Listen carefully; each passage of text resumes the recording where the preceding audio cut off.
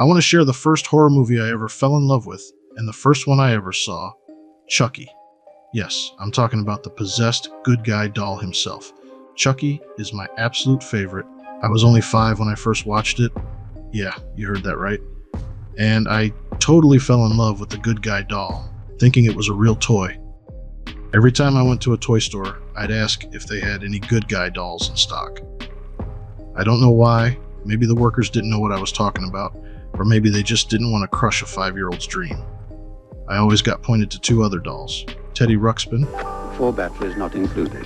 Hi, my name is Teddy Ruxpin. Or My Buddy and Me. My buddy and me were the best friends that could be. Those toys, cool as they were, never really scratched that good guy itch.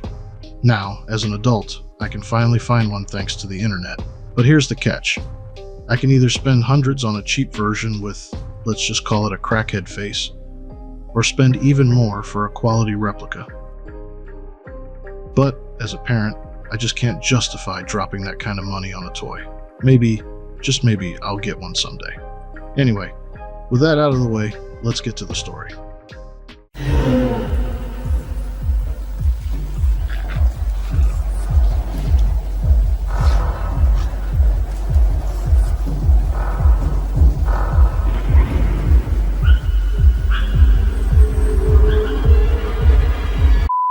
The movie begins on a dark and cold night in Chicago, where Detective Mike Norris is in a foot chase after Charles Lee Ray, a notorious serial killer known as the Lakeshore Strangler. Injured and desperate, Charles frantically searches for a way to escape. His accomplice, Eddie Caputo, abandons him, leaving him cornered and enraged. You hear that, you son of a bitch? I'm gonna get you for it! I'm gonna get you! And I'm gonna get Eddie! No matter what! Seeking refuge, Charles stumbles into a toy store. The store is eerily quiet, except for the human form of Chucky stumbling around the store and vowing revenge. Losing blood fast, Charles stumbles into a display of good guy dolls. Realizing he's out of options, Charles grabs a good guy doll and performs a desperate voodoo ritual to transfer his soul into the doll. A bolt of lightning strikes the store, causing an explosion that destroys the building.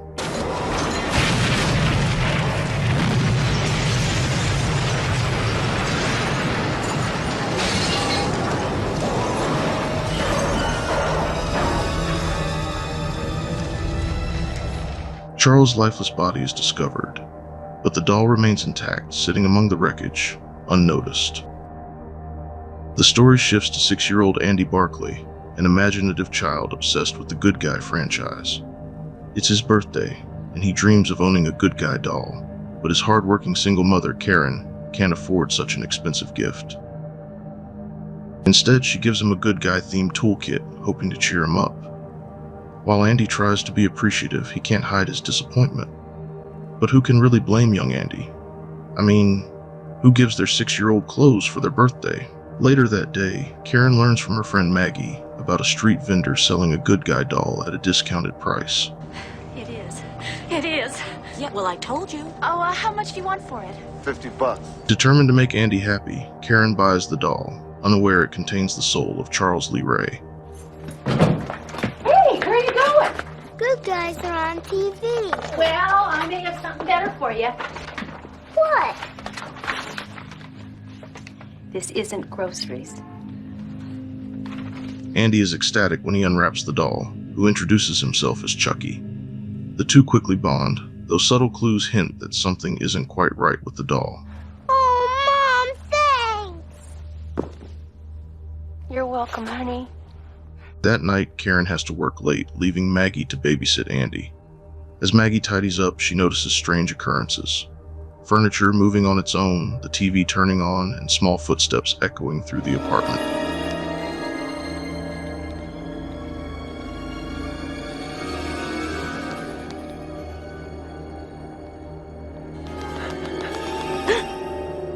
Her unease grows when she finds flour spilled on the kitchen floor, marked with tiny footprints. Before she can investigate further, she's struck in the face with a hammer and stumbles back, falling through the window to her death. What is wrong with me?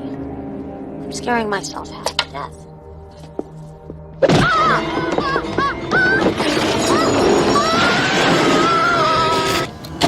The moment of Maggie's death is more iconic than most people give it credit for. Still shots from this scene were used on everything from movie posters to VHS covers.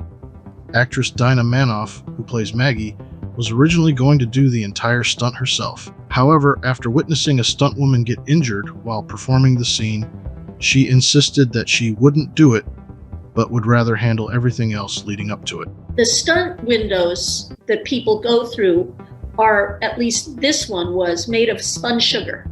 Okay. It looks just like a window, but it's sugar so that it will crack and not hurt anybody. And so they wanted me to, fall through this window, this spun sugar window. And I said, let's have the stunt girl do it first so I can just see how that's done. And so the stunt girl went through and got cut up all over from the sugar. And I said, I'm passing.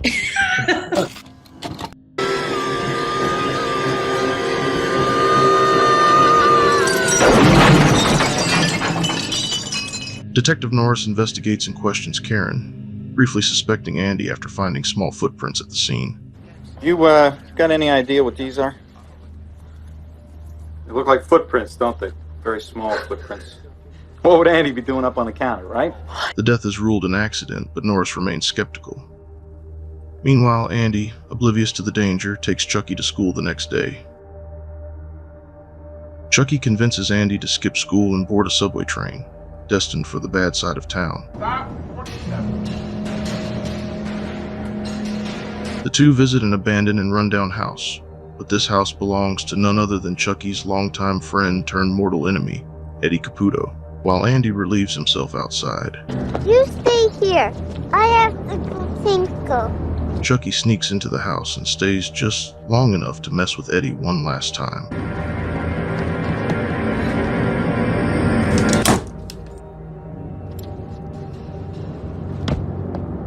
And, of course, sabotage the gas line.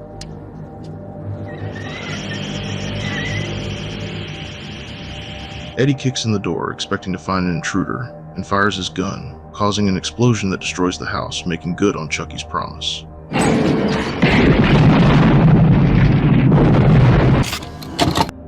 According to the Child's Play wiki, during the explosion scene, Andy was originally shown falling into a ditch just prior to the house exploding.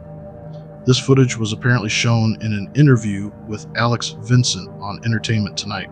Additionally, the Lost Media Wiki documents that a 2-hour cut of the film exists, which includes deleted scenes. However, this footage hasn't been widely released. Tom Holland, the director of the movie, has stated on multiple occasions that he still has all the dailies from production. If the studio ever decides to release an extended cut of the film, the material is available.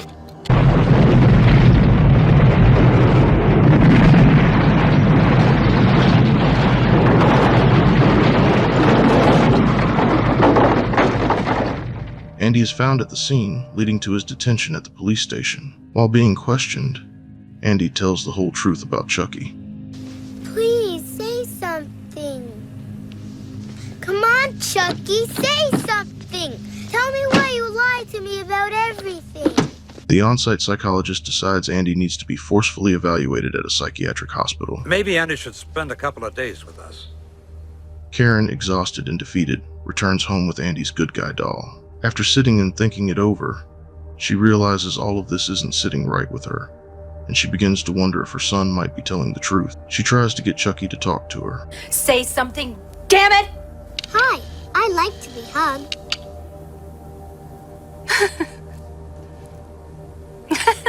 After Chucky speaks in the doll's voice, Karen laughs bitterly, even more defeated than before. She goes into the kitchen to grab a drink, and is about to throw away the box when something falls out from the bottom. He wants you for a best friend. Yeah, sure.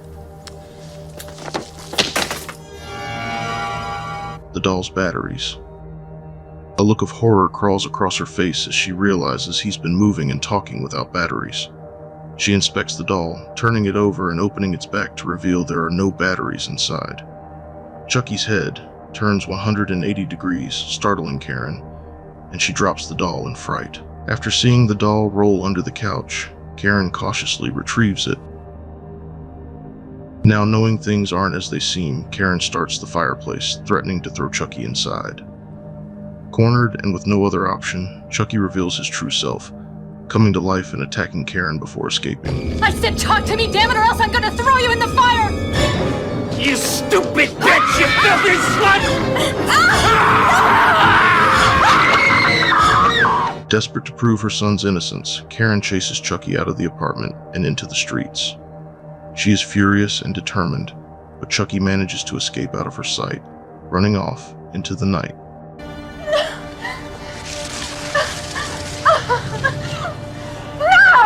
Left flustered and dead set on getting her son back, Karen turns to Detective Norris for help.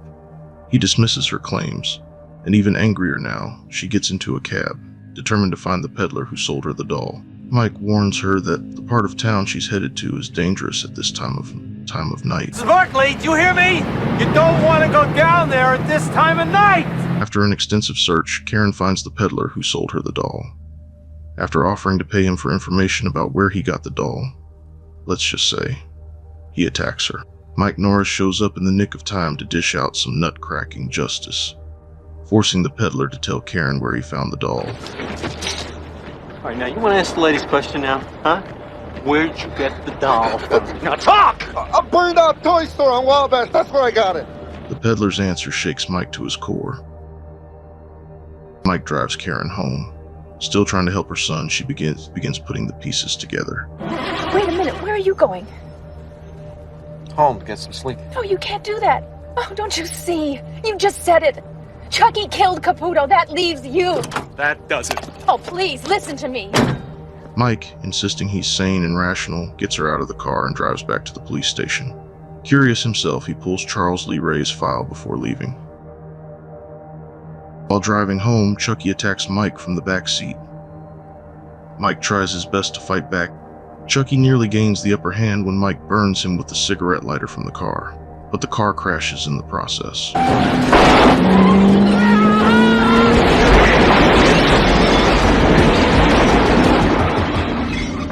Chucky plays a game of cat and mouse, scraping his knife on the side of the car, and boasting about how he can't be killed because he's a doll. Won't do you any good, Mikey! You can't hurt me! Chucky tries to attack Mike one last time, but he's shot, fleeing soon after. Mike drops his head in relief, now knowing Karen was right the whole time. The next day, Karen visits the apartment of Charles Lee Ray, paying the building superintendent to let her inside. After looking at the paintings on the wall, Mike jump scares Karen. Karen. Now knowing she wasn't crazy, Mike becomes much more helpful, filling Karen in on the man painted on the wall. His nickname was Chucky, and he spent a lot of time with this man. Meanwhile, Chucky seeks out his old voodoo mentor, John Dr. Death Bishop, who reveals that Chucky is becoming more human the longer he remains in the doll. You're turning human? What? The more time you spend in that body, the more human you become. To escape, he must transfer his soul into the first person he revealed himself to, Andy. Tell me you died, John. Your choice. No! You had to transfer your soul out of the doll. That of the first human being you revealed your true self to. Chucky kills him using a voodoo doll, but he learns that his human heart is now his vulnerability. Heart. His heart is almost human. It's the only way through the heart. Chucky breaks into the psychiatric hospital to reach Andy. I have to say, this scene of Alex Vincent crying in fear really sold it for me. Watching it now, even knowing he is alive and okay, I mean, he's 6 years older than me. I still feel for this kid. He is here! Then he's going to kill me!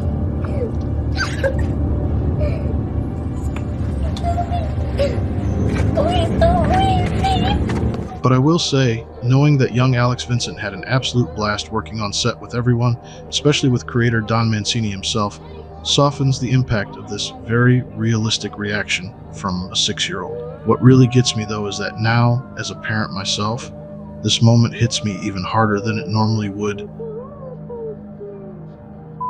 Anyway, back to the movie. Andy, using his wits, tricks Chucky and escapes his room, heading into a darkened exam room. Andy grabs a scalpel to defend himself, scanning the room for Chucky. He is bear-hugged from behind by the doctor, who thinks Andy is having a mental breakdown. Andy tries to explain that Chucky is in the room. But I do! Chucky's in the room and No. he's trying to kill me! No, Andy. It's gonna be all right. I'm here now. Andy, easy. Easy. But the doctor pays for his ignorance. Andy escapes in the chaos and flees home. Mike and Karen make it to the hospital, trying to find Andy. They discover he's escaped, and Karen says he would go home if he were in trouble. The final confrontation takes place at the Barclay apartment. Ugly doll. Fuck you. Andy barricades the door, but Chucky, predicting this move, subdues Andy and begins the ritual to transfer his soul. Karen and Norris intervene at the last moment. Chucky is relentless. During the struggle, Karen forces Chucky into the fireplace, holding him inside with the flimsy mesh fire screen. Karen turns on the gas, but she struggles to reach for the matches. Andy grabs them, and Chucky, realizing what's about to happen, tries, and fails, to persuade Andy. We're friends to the end, remember? This is the end, friend.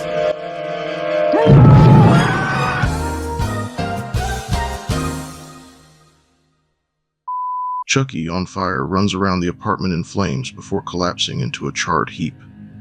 He appears to be destroyed. However, after Karen and Andy check on Mike, and Andy goes to get him a first aid kit, he notices the spot where the charcoal Chucky should be, only to find it empty. Realizing the implications, Andy begins to panic and runs back to his mother, only to be tripped by the now charred good guy doll.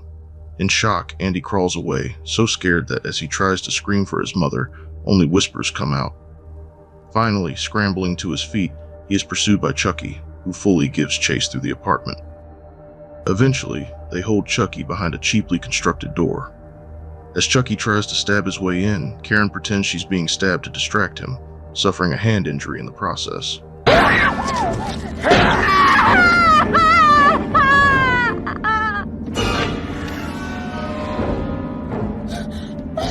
Mike, meanwhile, is useless at this point.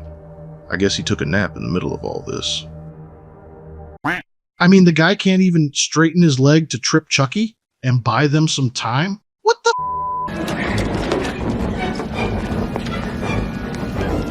Give me the boy! Karen fires at Chucky, shooting off several appendages. The supernaturally possessed doll still keeps coming. Karen empties the rest of the gun into the doll. Screw the people in the apartment below hers, I guess. When you're fighting a monstrous killer doll, you forget bullets travel through wood and drywall. Good thing she ran out of ammo, because she nearly shoots Mike's partner. After returning to aid a now freshly awakened Mike, his partner asks what happened. Mike explains, saying not to touch it. The kid was right. The doll's alive. He almost got the three of us. Check it out in the hall. They're scattered all over the place. But don't touch it. You understand me? Don't you touch one part! But his partner doesn't listen and foolishly brings Chucky's charred head into the bedroom, placing it on top of the TV. I thought I told you not to touch it. The 3 shell-shock survivors snap to attention, knowing what Chucky is capable of. And, surprise, surprise, Chucky attacks Mike Norris's partner. After the disfigured doll is thrown across the room, Karen reminds him of what the voodoo doctor said. In a final act of desperation, Mike shoots Chucky in the heart, finally killing him, until the sequel. Hi, I'm Chucky. Wanna play? Some people may not know this, but Chucky's puppet shares the same model of eyes as the Crypt Keeper from Tales from the Crypt. Kevin Yagher designed both puppets, which might explain why I love both of these horror icons. The film ends with the camera locking on a still frame of Andy. And 37 years later, Andy and Chucky are still locked in a game of life or death.